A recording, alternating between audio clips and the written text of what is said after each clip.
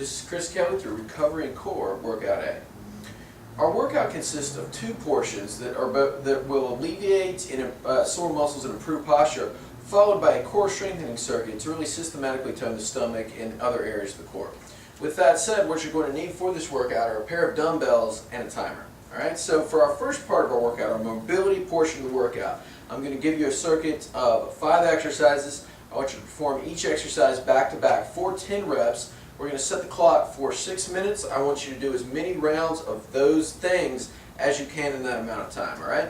Keep in mind this is not a speed thing. I don't want you to move quickly. I want you to move in a slow and controlled pace through the range of motion to really alleviate soreness and to help the muscles gain mobility. Alright, with that said, our exercises are a Spider-Man. Alright, for this exercise what you want to do is come into a push-up position, bring one leg way out to the side, get my elbow down to the ground, and come back up 10 times on each side. Now you should feel a stretch here in the groin, kind of in this back leg as well. Again, 10 times on each side. And we're moving into our next exercise, a squat stand.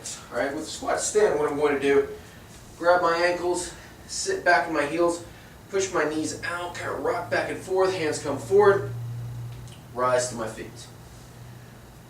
Elbows into my knees here, push them out, hands come up, and rise. You'll really feel it again, getting all into this groin area, and that's what we're looking for. Our third exercise is a downward dog. Alright, with this, I'm just pushing my hips up as much as necessary, press my heels into the floor, really using my hands to push me back here. Again, I'm just performing 10 reps. You can feel a good stretch in your calves and your hamstrings with this one. And then we're going to move into our fourth exercise, which is called an arm sweep. And for the arm sweep, what I'm going to do is just simply pull one knee to my side here. It's kind of an awkward one, but I'm trying to pull this knee to the floor, get my hand here on the floor, and just sweep my arm up and over. You'll feel a good stretch in your shoulder. And what I want you to do is just sweep to the point to where you feel your arms start to come off the floor, but no more than that. Alright, this is a progressive range of motion exercise, meaning we're going to gain a little bit of range of motion with each sweep.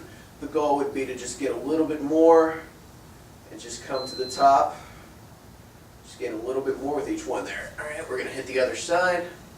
Again, I'm looking for 10 reps. Kind of pay attention to which side is tighter. You also feel a good stretch in the opposite hip, the one that we're pulling down here, and that's a good thing. Alright, now for our final exercise in this circuit, we have what is called a wall slide. Alright, with the wall slide, I'm just going to pick out a wall here, press my back into the wall, keep my abs tight. Alright, you shouldn't be able to put your hand behind your back there. There should be no space between your back and the wall. Head against the wall, elbows now are against the wall. I'm trying to just slide my elbows up the wall. Alright, I'm just coming to the point to where my elbows start to come off the wall and I'm coming back down. Once again, this improves the ability to get the arms overhead. It stretches the chest, the outer back muscles, and this is a progressive thing, so you should try to just get a little bit more range with each one and keep the shoulder blades down. If you feel yourself starting to shrug, your arms are starting to come off the wall, then that is your range right there. You can walk your feet out to make this a little bit easier. You can walk your feet in to make this a little bit harder. This exercise can also be performed on the floor for people that are pretty inflexible. As you become better, we can move back up to the wall. Just make sure to keep your back pressed into the ground, just as we demonstrated. Now for the core training portion of our workouts, alright, we're going to need our dumbbells. We have what is called a dead bug circuit. For the dead bug circuit, what I'm going to do is lie on my back, press my back into the ground, tighten my abs, bring the dumbbells up here like this, press them together, and just pull behind me slowly. Right? I'm tapping the ground behind me and I'm coming back up. And I'm performing this exercise for 30 seconds. And again, I'm moving at a slow and controlled pace. Anytime that we're doing core training exercises, I want you to think about moving with a slow and very controlled pace. And that's what I'm looking for. Now with this, I've got 10-pound dumbbells. You can go lighter. You can start with maybe like one 10-pounder, two 5-pounders. The other thing to consider is the closer our feet are to the ground, the harder it's going to be to maintain this abdominal brace. And when I say abdominal brace, I just mean keep your abs tight the whole time, keep the back pressed to the ground. If you find that your back starts to arch, come down, relax for a second, and then reinitiate the movement.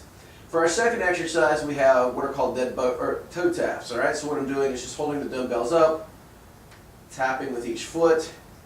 Again, keeping my abs tight, And we're going to finish up with our third and final move, which combines both arm and leg movements. We're just coming, alternating in this fashion, keeping the abs tight, keeping the back pressed into the floor for 30 seconds. All right, so each exercise back to back. All right, and then we're moving into our next exercise, which is a wall leg lift. All right, for the wall leg lift, I'm going to sit up here against the wall. Think about just getting long, really pressing my heel on the wall. And with this, I want to think about pressurizing the wall the entire time. All right, I'm trying to not let my foot come off the wall, pressing into the wall, just sliding up and down, holding and squeezing that wall. 30 seconds on each side. And again, you should feel this in the hip only. Okay, so if you find that you're starting to feel this here in the front of the leg or anywhere else, I want you to really press into that wall. Put your hand right here. You can press into the muscle, make it contract. This is what we're looking to work here. And that's what I'm looking for here. All right, now for our third and final exercise, we have what is called a band stir.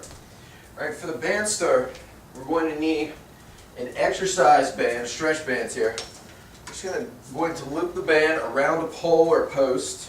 You can also shove this into the doorway and just perform stirring motions. All right, I'm going to walk it out here. Just make this. You can walk it out to make it a little bit harder. That's going to increase the tension of the band. The goal is just again to keep your abs tight, tighten the butt cheeks, transfer this bracing effect to standing position here. I'm looking for 30 seconds on each side. So you would perform it on one side, then we're just going to turn around, stir on the other side. The other thing I would say is alternate clockwise, and then on the next set, counterclockwise. All right, so with that said, I'm looking for up to 3 to 4 rounds of those exercises as a circuit. So we perform the mobility as a time circuit, then we perform 30 seconds of each core exercise, perform back to back for 3 to 4 rounds, and that is your workout A.